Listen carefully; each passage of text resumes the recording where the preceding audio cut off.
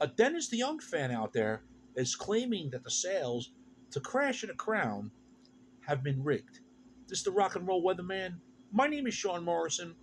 He's talking about the first week sales of the Styx album Crash of the Crown, that the band's management and Universal Records rigged the sales so they could chart on the Billboard Top 200.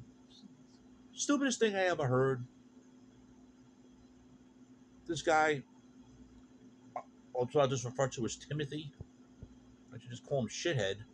Um, like I said, started harassing me on my Facebook page last year when I was talking about the Dennis DeYoung Volume 1 album not charting on Billboard and when it only sold 1,700 copies in its first week. And then he gets mad that I don't allow the comments to post right away and don't approve some of them. Because it's my fucking channel. Because the assholes like you, that's why I do it. That's your right. You don't need to do it any way you choose. Yeah. And yeah, it's not a big deal to Crash the Crown fell off the charts after a week. Lots of albums have done it. Bon Jovi's latest 2020 fell off after 2 weeks. Still, it was a number one rock album, number 3 on the Billboard Tastemakers chart. I just saw that this previous week. You know, and him and a lot of people, there's other people, they're on the Dennis DeYoung Facebook page where he started talking about that he's fed up with my channel, he's fed up with me and everything, and he's calling the people So that, don't watch it. right, and then it gets better. It gets better, Janaki. He tells people there that the people that follow my channel he called them minions. Oh, screw him. And this guy's supposed to be an intelligent guy. Not very sure. No, not very sharp at all. And somebody in this Facebook group said that it's supposed to be that the page is supposed to be a Dennis DeYoung page, and that any more comments about the Sean Morrison YouTube channel were going to be deleted. I thought that was funny because even this guy's getting fed up with it. But if you guys, if go ahead. I'm sorry. They're supposed to be supporting Dennis DeYoung. Yeah. It doesn't say much, and they must be getting pretty bored of him because their focus is on your channel. It shows that you have a good channel. Thank you. That's what I'm saying. But they're not focusing on what they're standing for. You're trying to say that the sales are rigged on to chart on Billboard. That's the stupidest thing I ever heard lately, because I've explained that Billboard sales are counted way differently these days than the way they used to. And then there's a certain amount of sales, and I forgot the number again. I should have wrote it down. I don't know if it's 2,600 streams or if it's 5,200. One of those counts as like one sale or one unit sold, something like that. Yeah. That's the way they count streams as sales. But so then when Blue Oyster's Cult's last album, Symbol Remains, charted, so does that mean that their record company, which was Frontiers Records, around the same label Dennis DeYoung's on, did they rig the charts too? Jesus. And I don't even mean to bring them into the Styx video, Blue Oyster Cult. I'm just trying to prove a point. But yeah. And this guy Crash the Crown sales were rigged. No, they're not fucking rigged. Oh, that's such a childish thing to say. Yeah, I looked at this and I laughed. It was number one on Amazon. Album went number 6 in Germany. I believe it charted in Switzerland. I posted the charts listings before. Let's fucking get over it. Get over it to the fact that Dennis DeYoung's 26 East Volume 1 and Volume 2 have not charted, won't chart. Unfortunately, the album's not that good. And then it gets better.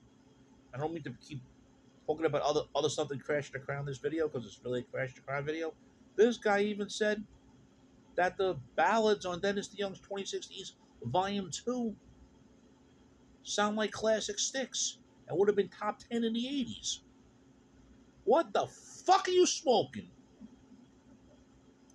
I'm sorry, friends. I know I'm blabbing, but it's the damn honest fucking truth. If you're not subscribed to the Sean Morrison YouTube channel, please do so. Everyone else out there that is subscribed, thank you very much for your continued love, honor, and support. It's greatly appreciated.